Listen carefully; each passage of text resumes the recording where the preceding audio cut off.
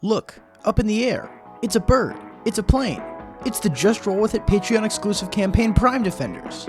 For those who don't know, Just Roll With It is a Dungeons & Dragons podcast that features Slimeskull, Grizzly, Confiction, and Bizly. Recently, Just Roll With It has relaunched with 2 new series. The main campaign, Riptide, is DM'd by Grizzly and follows the gang as a fledgling pirate crew, while the Patreon exclusive campaign Prime Defenders is DM'd by Bizly and shows the guys starting their journeys to become superheroes. Because of how massive both campaigns are, I'm going to be making 2 videos discussing them, one for each campaign.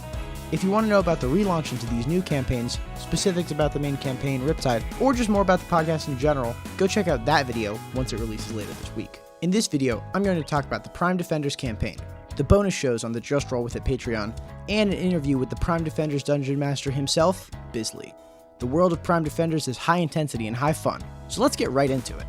Prime Defenders continues the Age of Heroes in the world set up in Prime Force, the one-shot that started off the new Just Roll With It relaunch. New episodes of this series come out weekly on Wednesdays and are around 2 hours each, so that each episode is more packed with content. Now, seeing as this is the paid Patreon campaign, I won't go into too much detail here with story spoilers, but I can tell you about what makes this campaign so fun and why you should be listening to it. The story follows 3 young high schoolers who are also superheroes and have to balance both lives in a classic setup that is a lot of fun. Dread fills your body. You feel a strong weight in your chest. And as the 3 of you walk forward, that's when it comes into view. What could it The be? massive walkway into Centurion High Oh my god. for your first day of high school. Dude, that was definitely me on my first day of high school. We've got Dakota Cole, played by Grizzly, Vincent, played by Confiction, and William Wisp, played by Slimeskull. The role these 3 have in the story is a fun contrast to the Riptide group. Whereas that group is really trying to build themselves up and find a place, the Prime Defenders group already has their powers and is working with actual superheroes, but they have to figure out how to earn their keep and balance it with their regular lives at school. It also gives a unique view of the world of heroes and villains, as we see it from a group that knows about them and is on the inside, but is very much still at the beginning of their journey. Just because they've already started their journey into heroics does not make things any easier for them, possibly even making it harder for the expectations that the veteran heroes are placing on these kids that are just getting their start. There's also a lot of individual features that makes Prime Defenders such a great campaign, and they're also unique to it, which helps it feel very complementary with Riptide. Unlike with pirates, superheroes have bases and cities and people they always stick around with to protect, and it's no different here. This makes the campaign feel very centralized and helps show the growth of the world from when we last saw it at the beginning of a new age of heroes. That's another thing Prime Defenders excels at, and that's selling you on the ideas of heroes being a common part of this world that everyone knows about. There's merch and movies about different heroes, basically making them more celebrity-esque in a manner that feels very down to earth.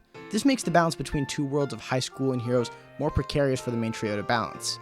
And speaking of the main trio, let's get into them. As previously mentioned, the Prime Defenders are made up of Dakota Cole, William Wisp, and Vincent, and they are all just feral children, also known as any trio of high schoolers. Starting with Dakota, he's got super strength and speed and just more of a stereotypical jock with lots of friends but nowhere near as many brain cells. However, he makes up for that in his heart and heroic nature, wanting to stop any villain and become the best hero possible. His dynamic with the other 2 is especially interesting, as he is the most typically heroic in his powers and nature, compared to both William and Vincent, making the team feel more unique and having less overlap within itself. Yet when it comes to school, he is both the bridge for William and Vincent to interact with others, while also being the main reason they all get in trouble, even though he means well. In complete contrast to Dakota, William Wisp is a shy emo kid who has ghost powers and likes to solve mysteries. While he is easily the smartest of the group, his introverted nature makes it so he is usually being dragged along on all of their escapades against his own free will. Ironically though, his lack of physical strength ends up being his greatest power. He tends to fall into a leadership role in chaotic scenarios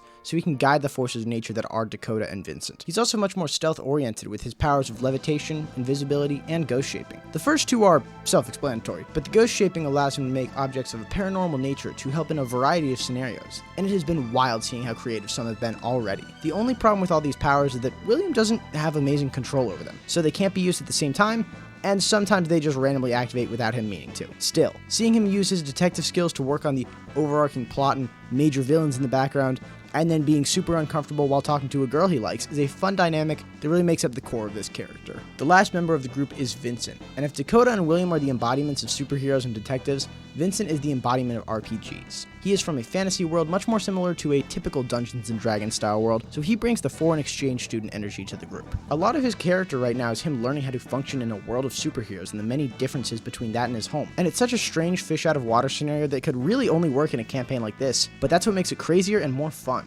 Then you add his power into the mix, which basically allows him to just be Ben 10 but with different JRPG classes, and creates a very unique concept that really ties the whole group together. The struggle Vincent has while being alone from his family and his world, trying to figure out the nightmare that is high school, being friends with the extreme sides of the personality spectrum of Dakota and William, turning into almost a different person depending on his class he selects, and having constant side quests and UI pop-ups like an RPG game, it's a lot to handle for him.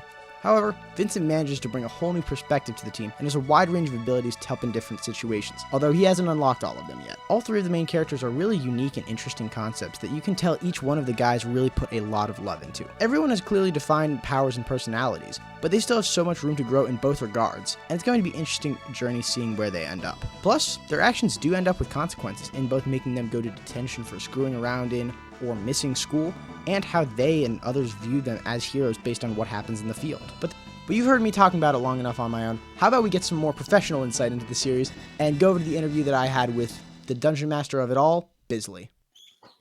Of course, man. I caught that first video that you did. I thought that was really, really cool. Thank you, man.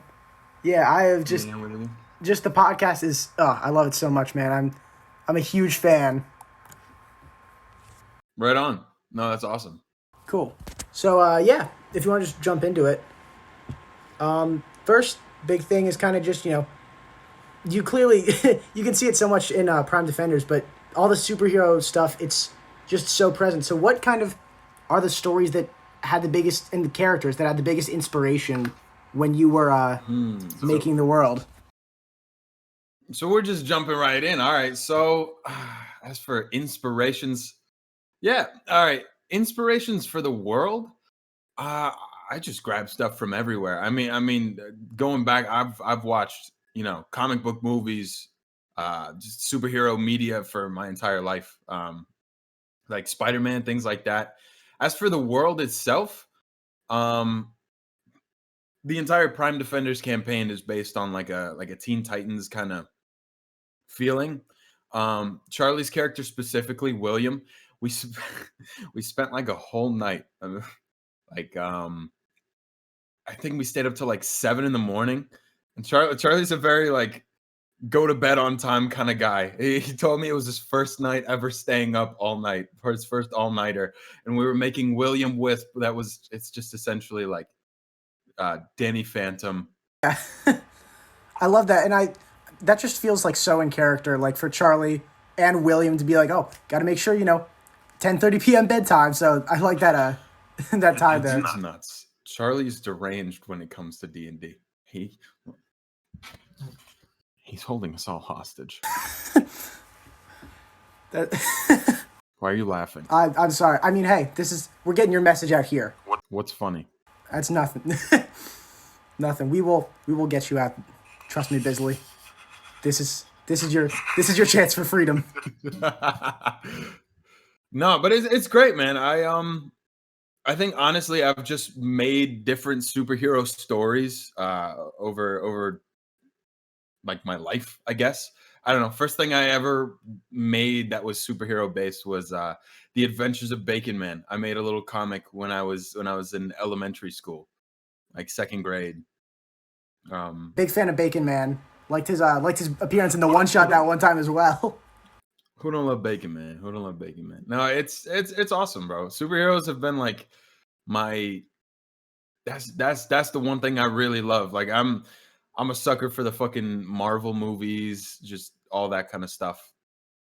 Really enjoy it. Really enjoy that kind of stuff. So yeah, I don't know. I'd say I've looked into a lot of different avenues. I'll read I won't read comics. I'm not gonna bullshit you right now. I'm not gonna lie to your face. I don't read the comics. I go onto this channel that basically summarizes all the comics, and the guy will read them out. and I listen to it like a podcast. Yeah, I think that is one thing. Like, I'm a huge fan of comics, but it's like there's so much you could do with. There's so many good YouTube channels like that like take the whole story and they like add some animations to it, and like it's like a whole movie there. It's like they need to buy into that market more. That's a fucking beautiful thing. I love it. I love it so much, especially when I'm on like a long drive. Yeah, it's awesome. It's just so nice to have the whole story like an audiobook type thing. Mm-hmm. No, yeah, for sure. All right, next. So, how has just the general transition from being a player to a DM of the whole game felt? Because that's got to be kind of, a lot to take on right there. Logan. Can I call you Logan? You can call me Logan. Only if I can call you Bizly. You can call me whatever you like, Logan. Perfect. Logan, it is a terrifying experience. It is an experience that I cannot sum up in a couple words. I like it, but it is daunting. I don't know, something about going into that first session where I was in charge of everything going like how it should was just overwhelming in all ways. Yeah, it's just like, I mean, you've done such an incredible job of it. And like seeing the progression from like the first one shot of that to like, the current episodes that are coming out, it like you have gotten so good at it so fast. Man, like, I'm not just trying to be like, you buttering me up. What you do that, but it's just me up it's so good. Slab on me. Yeah, I just like genuinely. It's also like very cool to see kind of this, it almost feels like the world is growing as you kind of get better at telling it. So it's like, expanding out. And I've really, it's very fun to. Yeah, man. I really appreciate that. I really, really do. It wasn't easy for me at first. I'm not so great at articulating myself in those kinds of ways. I tend to stutter, or my word choice isn't so broad generally, right? And being a DM, I mean, watching tip videos, a lot of what they say will be to like try and speak more fluidly, especially if you're running a show like a podcast. You don't want to be stuttering over every single word. I don't want to describe a scene as it's really fucking cool. Like, I don't know. It's just, and I end up doing that anyway, but I don't know. It's definitely a challenge. I try and like ask the guys after every session, like, what did I not do right here? What can I do right going forward? And they'll generally give me some feedback. They'll be like, I like this. I didn't like this so much. Like in the beginning, they definitely told me a lot of the pace was a little bit too slow. Didn't feel like we were moving along as fast as we should, as well as they didn't feel very grounded in the world. And so when we went to the island, which was the first little arc that we went through, I tried to create a more like involved feel over the course of that, like maybe give them a reason to give a shit, I guess. I don't know. And I'm still learning about how to do that, about how to create that kind of story. Because when I'm coming up with stuff, it's so much more broad strokes than anything. And so creating these small individual moments and these like smaller stories and little details like these characters and what they'll say, it's a lot harder for me. But I'm doing my best. Yeah, I've really liked. I think one thing you're really good at, in particular that I've seen, is just kind of like getting the recurring feeling going on. Kind of, with like Tide obviously is the group, but then like with Fartbow coming back a lot, and just kind of like even just as like running jokes, it's like, oh yeah, that's from from the beginning of the story. So it keeps it feel like everything is continuing in this world. It's not just only there when the podcast is on. Well, thanks, man. Yeah, I think that is a cool thing. I didn't even really think about it. You also you kind of touched on the next question there a little bit with talking about how you talk with the guys after, but like how with Grizzly, Condi, and Slimeskull, Charlie, how does it work with getting their characters both from inception and then now that it's going kind of where they want to get story wise and power wise, like especially with that with the what if kind of where we saw more to William Wisp there. How do you work with them on getting that in the the main story?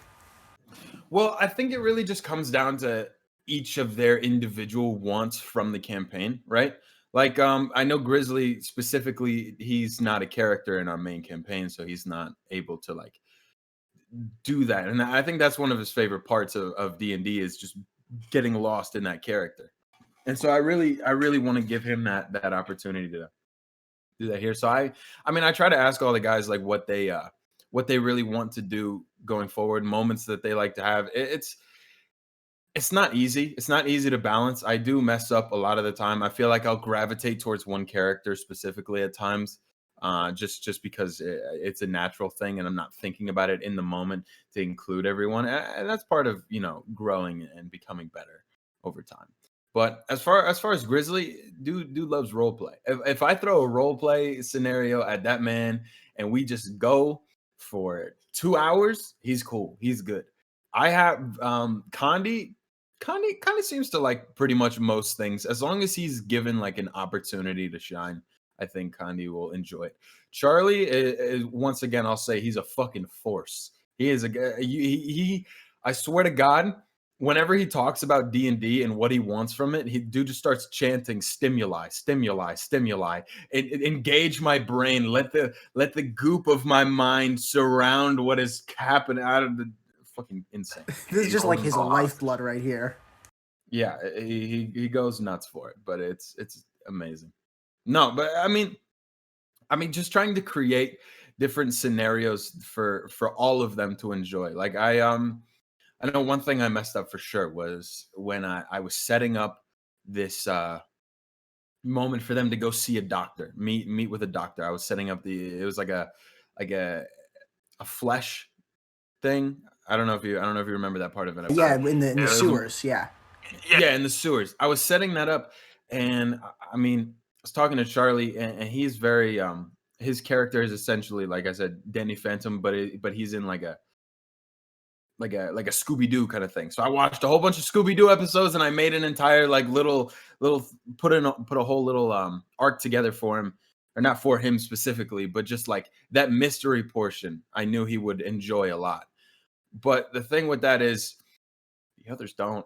They don't fucking care. They just don't. Like, William would love a mystery. He will jump at it. But Dakota needs another reason to be there. And so when I make a mystery, I can't just leave Dakota to follow along because he's not going to do it. It's and that's why that plot thread kind of got left behind. And it'll probably come up at some point. But it's essentially I'm trying to engage everyone. What was the question? I just rambled. I'm sorry. That's totally what the question was. I hope I'm answering this correctly. You're doing perfectly. And you also, with that part, I remember they kind of I remember because I was listening to it not too long ago.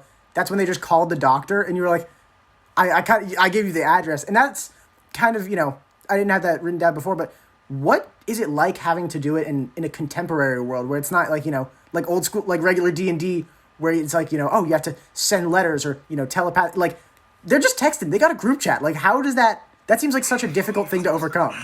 I don't know, man.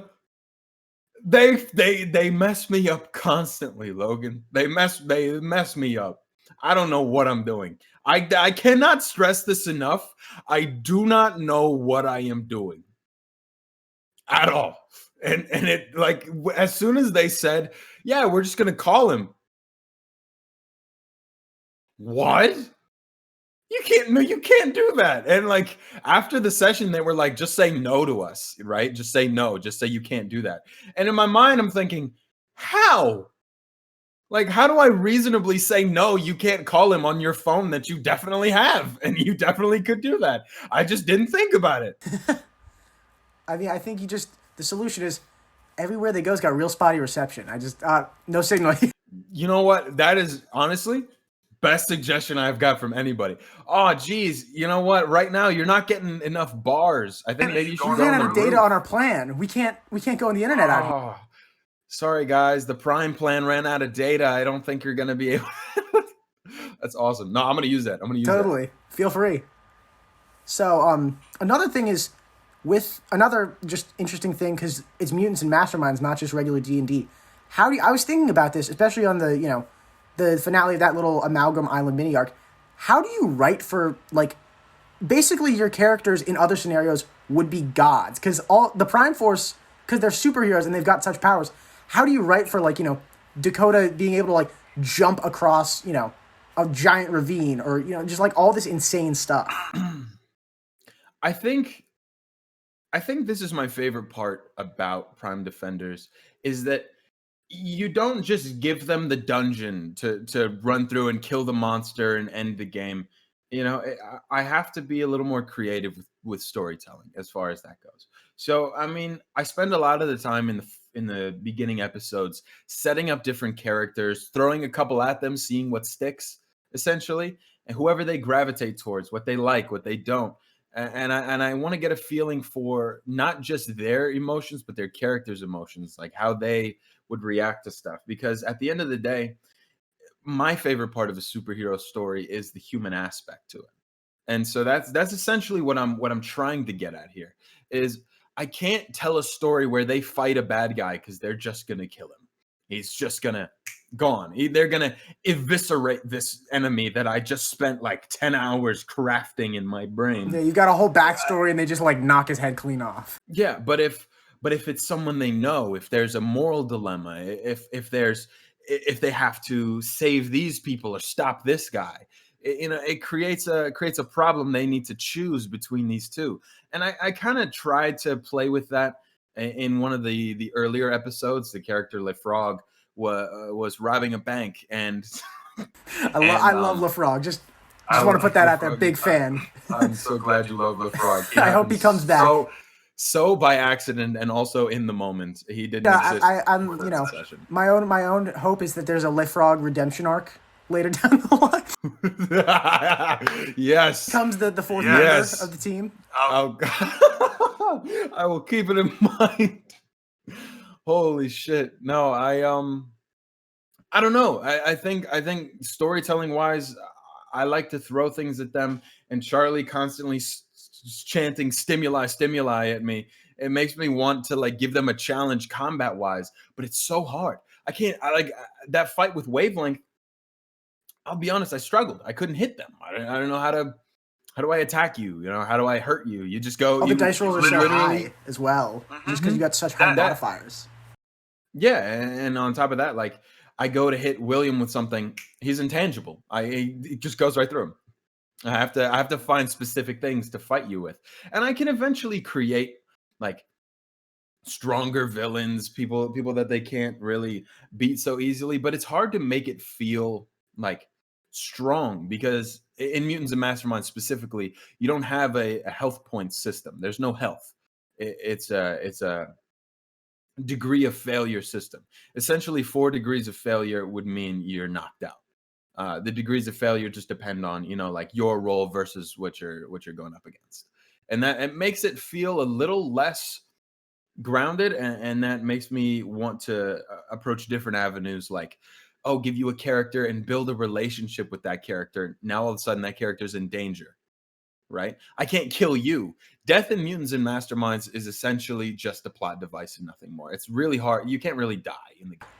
I mean, like all great superheroes, it's not the death of them that's the big thing, because they'll come back. It's like the people around them. It's the supporting cast. Yeah, exactly, and that's why I'm trying very hard to give them characters that they like, so I can kill them. Brutal, but true. I also, with that part specifically, it's the character and story moments, like, the high school and superhero sides.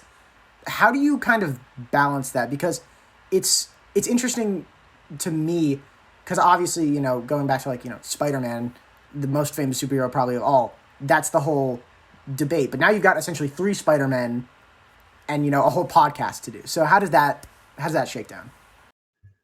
So as far as, like, you mean just balancing the hero, like, all 3 of them in their superhero lives and in their personal lives? I'd say it comes down to this, right? Like, I don't really throw too much at them.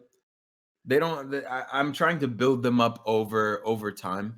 As far as, like, going into their specific characters, I feel like I still do have a problem giving them each a like defined personal life that's shown in the story, as well as a defined hero life. I think the idea of the three Spider-Men is a lot easier than the three teens in high school, to be completely honest, to tell story-wise, because a hero team is an easier thing to do because they're working together towards a common goal. But being three kids in high school, they have different goals, like whereas William is gonna eat lunch in the bathroom, Dakota is gonna want to join a sports team and shout from the rooftops and talk to girls, and it's about balancing these things and trying to find ways to put them in similar scenarios, while like in or put them in the same scenario, while also giving them both what they want to do, like what their character would do, where they would be, right? And it's definitely, it's a learning curve for sure. I'm still trying my best, but yeah, no, I think it really comes down to them, to be honest. They carry the show. They just do. If I was DMing for anybody else, it would be incoherent. They push the plot along. They create character moments that are meaningful and impactful. They make the show good with the bits that they choose, and going, knowing when to drop the bit, when to go with it. What's real, what has stakes. Like in the same island, we had Vincent bouncing up and down like an RPG character, and spouting things like "buy my blade" and stuff like that, but at the same time creating a moment with like Bino, and giving them the choice Rest in between peace.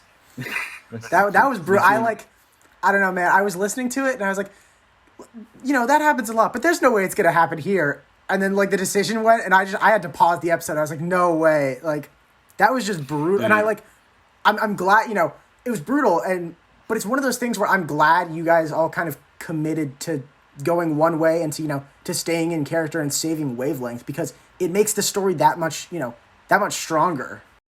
Yeah, no, it definitely does. And I think over time, though, like stuff like that will definitely shine through more. It's just those little moments that feel so real, at least to me. And I'll be honest, I set the stage, but they created that moment. I did, right? And that's what it really comes down to. So how it all comes out is entirely based on them, and I think they do a fantastic job at it. They're great at what they do. Yeah. And so another thing with you guys that I think, kind of can see more here. Do you think that being with the Patreon campaign as opposed to the main one gives you kind of more room to experiment with what you do, because you got a longer runtime and it's a more focused audience, I want to say, because these are the patrons who are going to right. I think it kind of I'd love to get your perspective, but like with Riptide, it feels a lot more, since it's 2 episodes a week and they're shorter, it feels a lot more like, it's not necessarily, hitting the notes, but there's more consistency with, we know we're going to have Wednesday or Monday, Friday, but with Prime Defenders, it's the unique position where you guys kind of have the freedom to be weirder about your pacing. It doesn't always have to hit, story beats as sequential. I think with Riptide, and we do record a 2-hour session for Riptide, essentially. So like we record on Tuesdays and Saturdays. On Tuesdays, that's Prime Defenders Day. We do 2 hours of Prime Defenders, and then on Saturdays, it's Riptide Day. We do 2 hours of Riptide. I think with Riptide though, we understand that we're trying to reach a broader audience. We're trying to engage, the common listener, right? So we definitely push along the plot, and keep the pacing up more. And even then, I don't feel like we really keep the pace up to what it should. Like I feel like that's something we still are trying to work on, is keeping the pacing high while also playing the game. With Prime Defenders, I'll say we definitely experiment with the pacing a little bit more. And as far as like in the show, just having fun together, there's not as much like general pressure to be on point at all times, because you're right, it is a more dedicated, more specific audience. But from my specific standpoint, I almost feel like more pressure than I would in a main campaign, because I mean, it comes down to the sole fact people are paying for this. I am writing something with the thing in mind that people are paying to hear this. You're giving me money, or not me, you're giving the show money so that you can hear what I'm about to write down onto this jumbled page of notes. And so it's definitely daunting. I want to make a good story. I want to tell something coherent. I want to tell something that's enjoyable and that people can, relate to in any way or just enjoy at the very least. Yeah.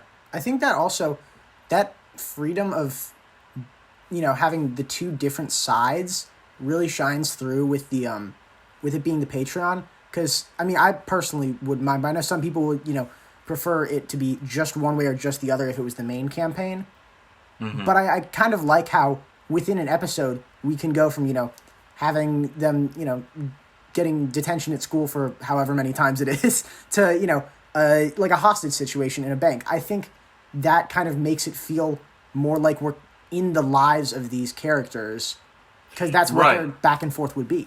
No, I think it's really my favorite part of doing that. I mean, I've got a lot of favorite parts. I'll probably say it a million times. I enjoy the juxtaposition. I enjoy going from the scene. Okay, specifically the scene with Wavelength and William talking, and spoilers, by the way. I guess just generally. This whole thing's kind of going to be spoilers a little bit.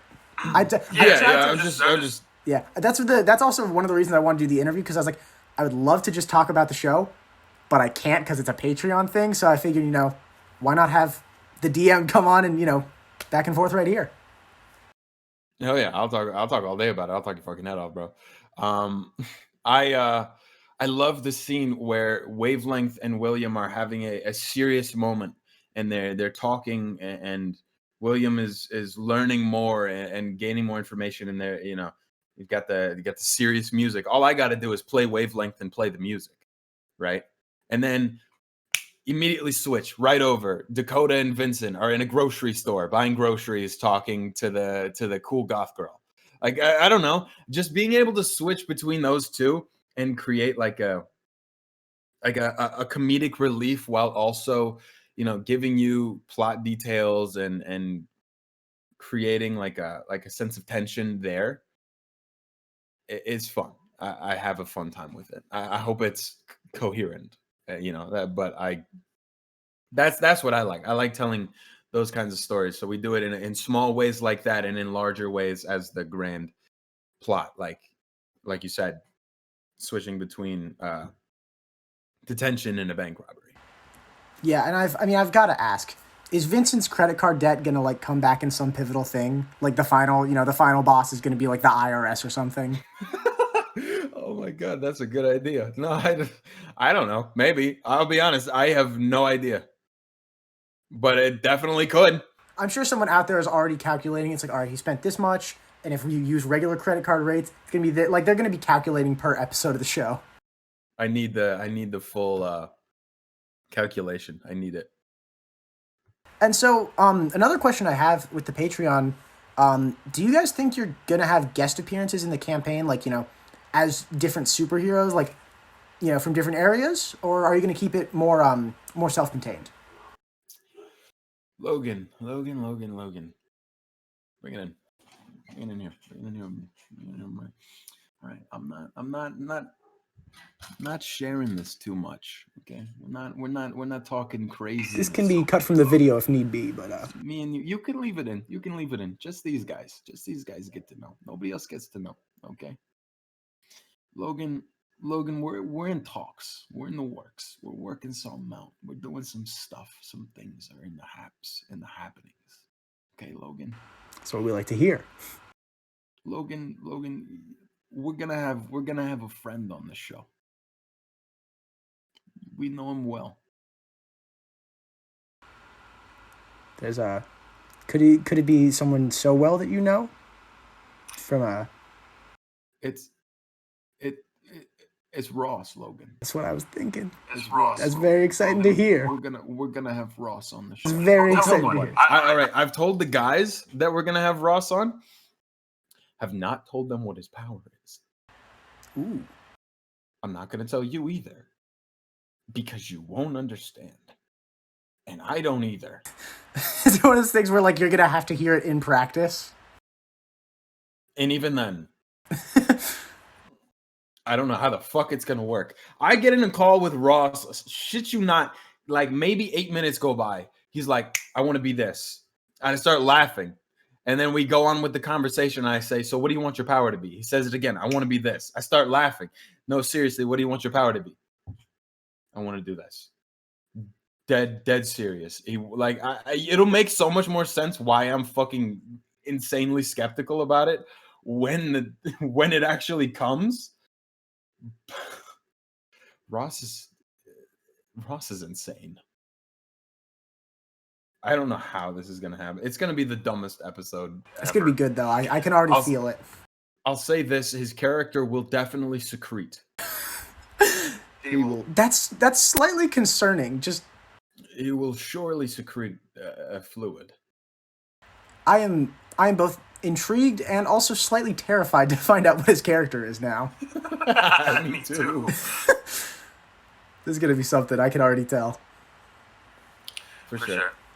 So yeah, with that, I've also between the one shot beforehand and where we are at the Prime Defenders campaign, we already know a little bit just kind of from the world, but do you think you're gonna explore that more, whether in flashbacks or like? Oh, I'm gone. Sorry. He's out. Happens. It happens sometimes. Sorry. There we go. No worries. Like whether through like flashbacks or like mini campaigns or like, just kind of flesh out the barrier or the timeline from between the worlds. I will say this: there are no current plans to release any of this so far. No current plans for a mini campaign or anything of that nature. But I will say this: after the events of the Prime Force returns, the resurgence, I sat down in a call with all three of the guys, and for probably about like 6 to 8 hours, we went through all of what the characters would have done afterward. Like where did Miss G go? Where did Dakota go? Where did Vincent go? We worked out their relationships, who they met, who died, who lived. We created heroes. Essentially, I have written out in a document everything that happened between, and we've got it all written. Essentially, when we were doing the sessions, we would just like paint in broad strokes and then bring it down to a moment, and they would role play in character. So it's fascinating right there. It's pretty cool. So you kind of got the whole history of the world, and you can kind of like, since you guys know, you can kind of dole it out like that kind of stuff with, with Harlem being a big fan of disco, that kind of stuff. Just like little kids. Yeah, stuff like that just happens like over time, that the things will kind of come out. I've been really thinking about writing it up, like just writing a big long thing of everything that happened, like a larger timeline, a story even. But it would take just so long. Like there's so much. Like 8 hours of just going and going and going, and I don't know. It was a lot, but it's Jason's dead. Jason's very dead. Origami is gone. He's fucking gone. I don't know, but it's also with that kind of stuff. It's intriguing because the little drug trip William had. Like, what does that mean? What does that symbolize? You don't have to spoil it, obviously, but like it wasn't essential. It wasn't necessarily a drug trip. See that that's the I don't want to like get you to spoil it, but like as a listener, I was just like, I need to know. Yeah, and like I threw that in at such a like weird moment, like in the middle of like the big the giant party, like, and then it's just like, what's going on here? Nope, never mind. Back to the party. It's like, hold a pause. Yeah, I just wanted to like, honestly, I just wanted to tease it. I just wanted to tease a little bit. That is a much bigger thing. As well as like, a lot of dreams that I describe, there's always a reason. There's always a purpose behind that. I definitely think I definitely think stuff like that will come up. I think the original Prime Force will continue to be a like uh prevalent characters in the story. They will continue to come back up, and I'm hoping to give them each a chance to play as those characters again, at some point. But like the way that we wrote the in between section was almost like three movies, like as if the Prime Force got their own like trilogy, and and no, it was really cool. I can spoil a little bit for you if you want. Totally. I'll spoil it for you guys if you want, but because it probably won't come up, right? Um, Essentially, after the events of the Resurgence, Miss G went on to form a school, like Professor, Yeah, Professor X. Yeah, like fucking mutant style, the which was the Prime Academy, and it was run by a villain turned hero that Miss G she's talked to and convinced him to become a hero, who was named Ragnarok. Ragnarok is a really cool character that I enjoy a lot, and it's run by him now. So currently in the world, there still is a Prime Academy run by Ragnarok.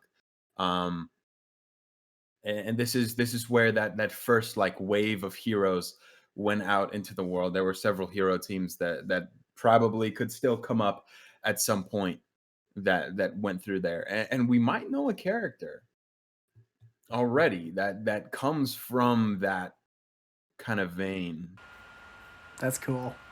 And I'll spoil one other thing. So like towards the end, like around the time before Jason died, um they weren't essentially heroes that entire time. They did take their own time off to stop being heroes after certain things happened. um it was some of the plots were a little strange that we came up with, but Jason eventually ended up becoming a movie actor, who acted in his own movies. So it's like a little bit of a biography, but also like fictional. Yeah, he just starred in the Origami films. And instead of being a hero, he was a fake hero. And then Very much died. Johnny Cage vibes. Yeah, exactly. That's exactly what it is. I don't think I put that together until you just said it. Holy shit, that is absolutely what it is too. I also Yeah. I gotta commend you guys all on your world building in like, I mean with stuff like like Centurion High, like that kind of stuff is like cool. But then I was not expecting the recaps to be such good world building things. How do you mean? Because like it'll be like or good character insights rather than world building, but like William calling back and calling his family and kind of summarizing it, or like with the Vincent, like the mysterious people that we don't yet know about, kind of watching over it and summarizing it.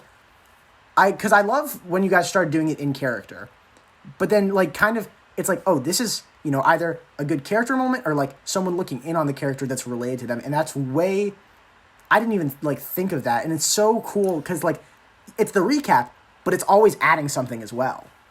Yeah, the guys kill it with those recaps every single time. Like when we started off with them, we were talking about how we wanted to get a little more like, because it doesn't need to be the intro to the show, right?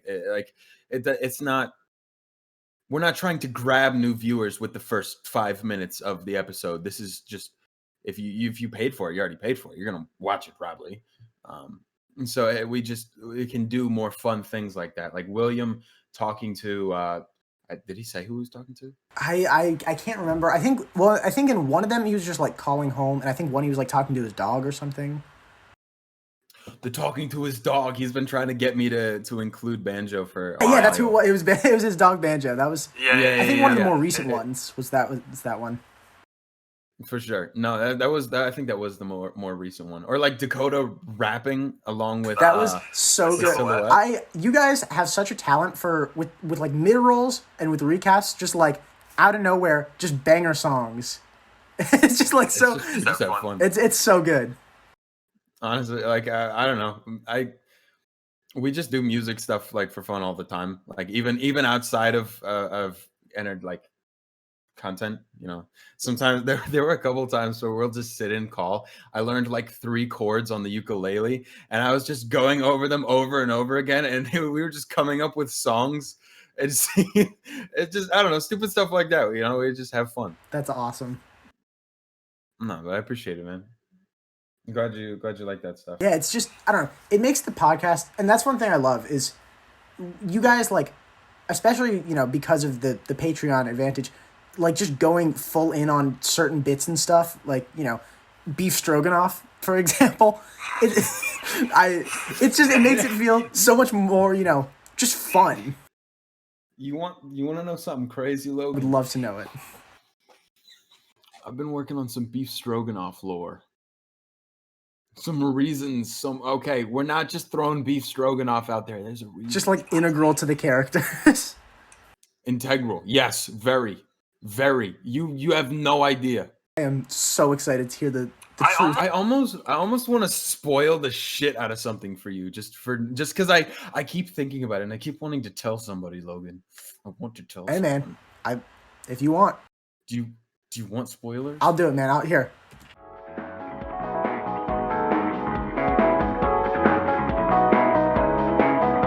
But yeah, that was just one of those things. Like, I was like, man, because I was working on the video. Because as soon as you guys started the 2 new campaigns, I was like, well, I can't not do it. Because I just enjoyed it so much, and I guess technically you could say I'm the number 1 just roll with it video essayist out of 1. So. True, that's true.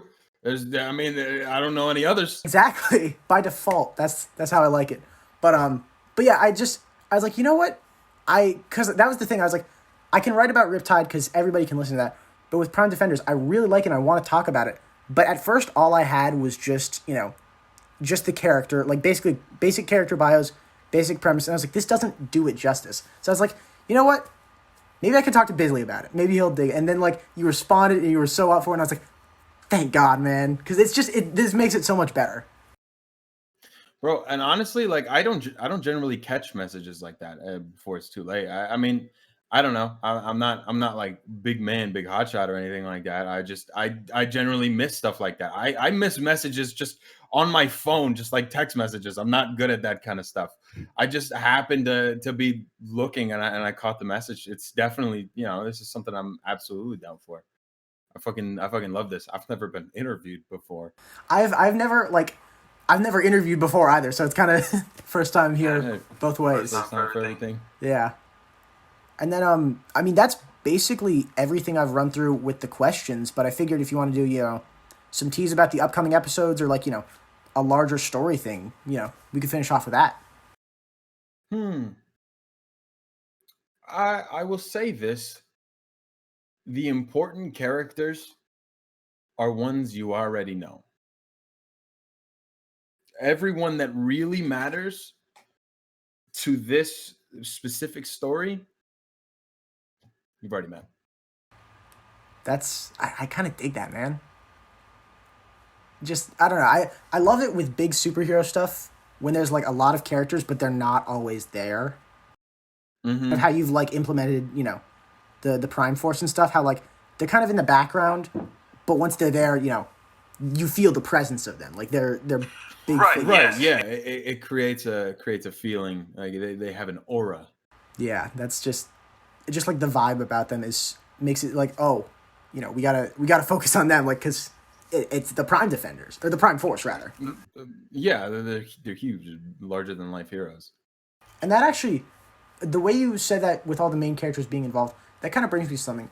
With, I don't know if you have a plan for it yet, but are you kind of thinking about doing it as, like, in essentially, like, seasons that way, or is kind of like a continuous thing? Just because, like, as a format, anyway. Not even, like, stopping it and then taking a break, but, like, as you work it out with the guys.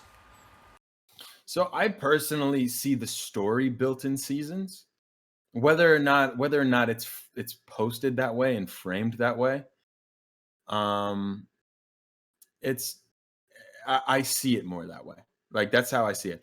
I honestly, I don't think I mentioned this. You were asking about, like, superhero media that I looked to as inspiration. A couple of things. Batman the animated series, for sure. And the big one that I go for, it was Spectacular Spider-Man. Yes, That is hands down greatest Spider-Man show so good. out there.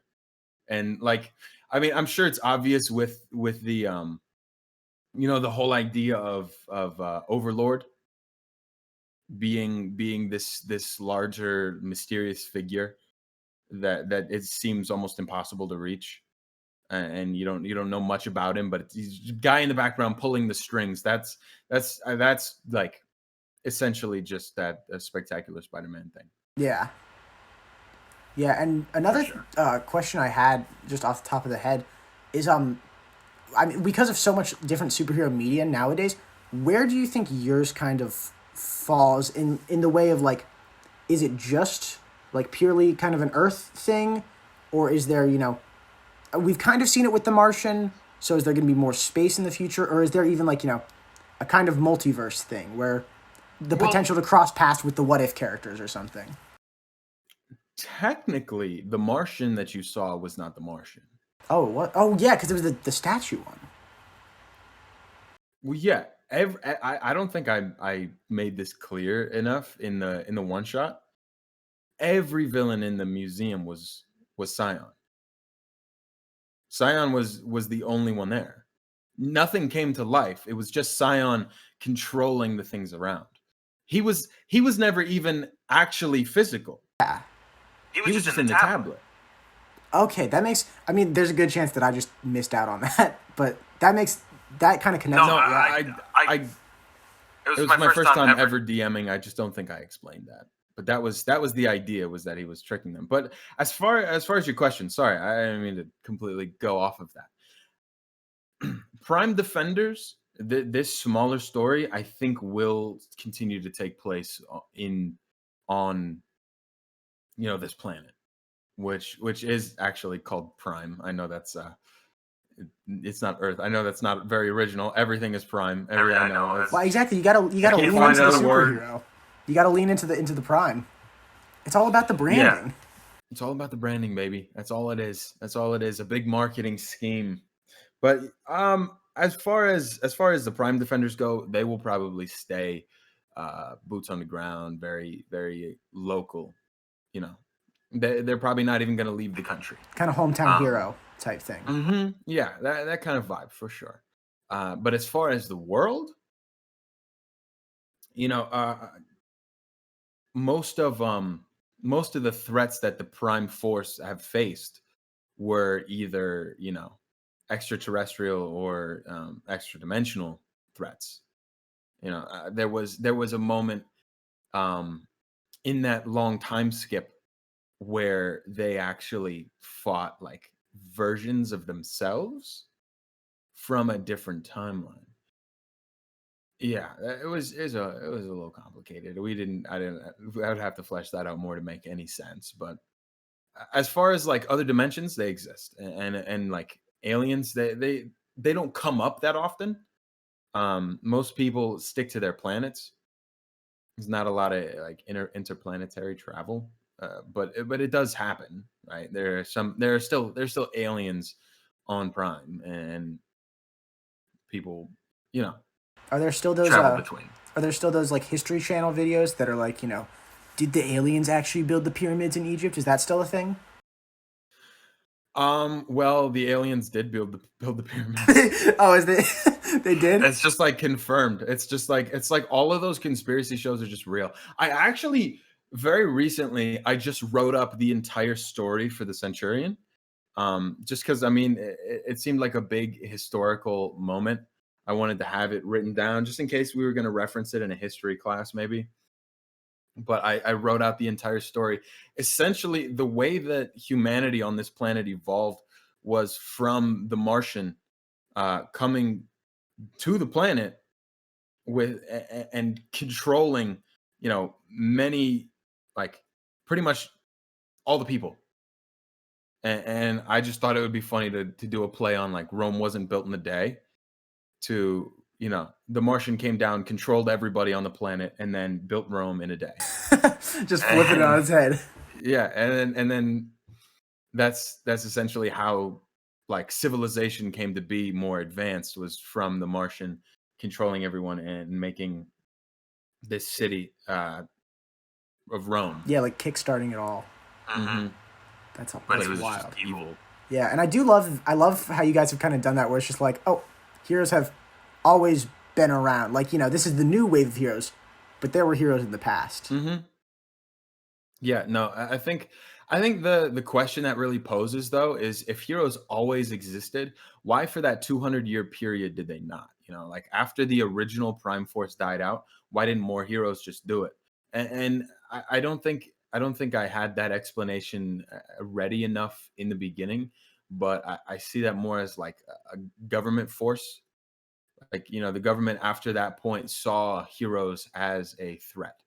And directly after the events of the resurgence, the first like force that the Prime Force really fought was corrupted corruption in the government and trying to kill them. Yeah, kind of playing on the ideas of the everybody being like, oh, what if the heroes are bad, but subconsciously like attacking them and kind of pushing them in that direction. Yeah, just trying to make them out to be bad. I wish I could just share everything that happened. I wish I could sit here for 4 hours and describe to you in vivid detail everything that took place. Yeah, I mean, hey, if you ever need a J. Jonah Jameson for your world, just let me know. I will slander the Prime Force like at worst they've ever seen. Holy shit, that's what we need. We need a J. Jonah. You need, I mean, you got to keep them humble, Got to call them menaces. Yeah, that's exactly what's necessary. But yeah, that's I don't even remember what the question was, but I hope I answered it.